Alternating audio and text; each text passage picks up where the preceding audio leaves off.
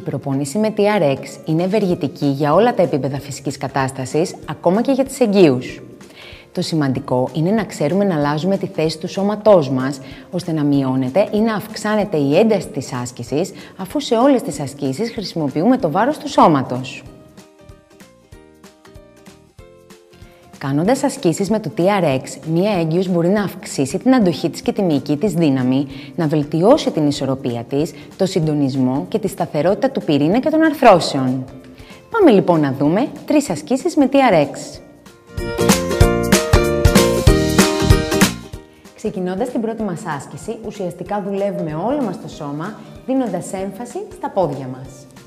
Πιάνουμε τα TRX, τα τεντώνουμε όσο καλύτερα μπορούμε, ανοιχτά πόδια στη διάσταση και κάνω ένα μικρό squat. Προσέχω ώστε τα γόνατα να μην ξεπερνάνε τα δάχτυλα των ποδιών. Κάτω και πίσω οι ώμοι, αγκώνες κλειστοί και λυγισμένοι, ανοιχτό το στήθος.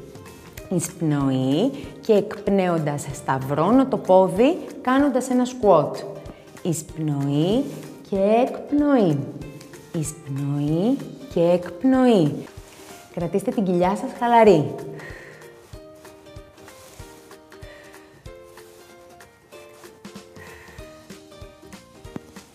Επαναλάβετε 8 με 12 φορές, ανάλογα με το πώς νιώθετε. Στην επόμενη άσκηση θα δουλέψουμε το πάνω μέρος της πλάτης μας και τους ώμους μας.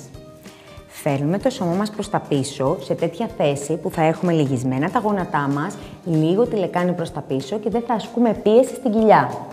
Κάτω οι ώμοι και τα χέρια τεντωμένα. Εισπνοή και εκπνέοντας τραβάω με ανοιχτούς τους αγκώνες το TRX. Εισπνοή και τραβάω με ανοιχτούς τους αγκώνες το TRX. Εισπνοή και εκπνοή. Εισπνοή και εκπνοή. Κρατήστε όπως ανεβαίνετε λίγο τη λεκάνη σας προς τα πίσω για να μην σπάτε τη μέση σας. Αν συντονίσετε την κίνηση με την αναπνοή σας, δεν θα ασκείτε καμία πίεση στην κοιλιά.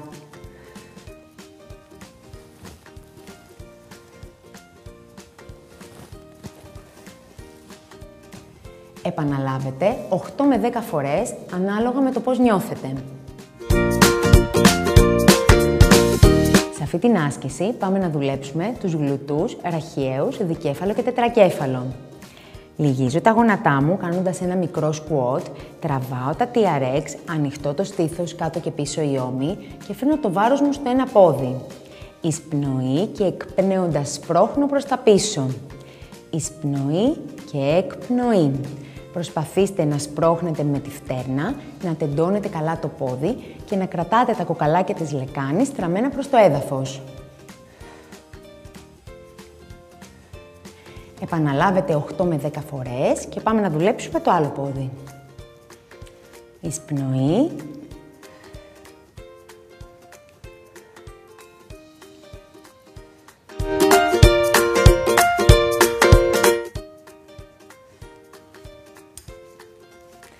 Αυτές ήταν 3 ασκήσεις με TRX που μπορείτε να κάνετε κατά τη διάρκεια της εγκυμοσύνης.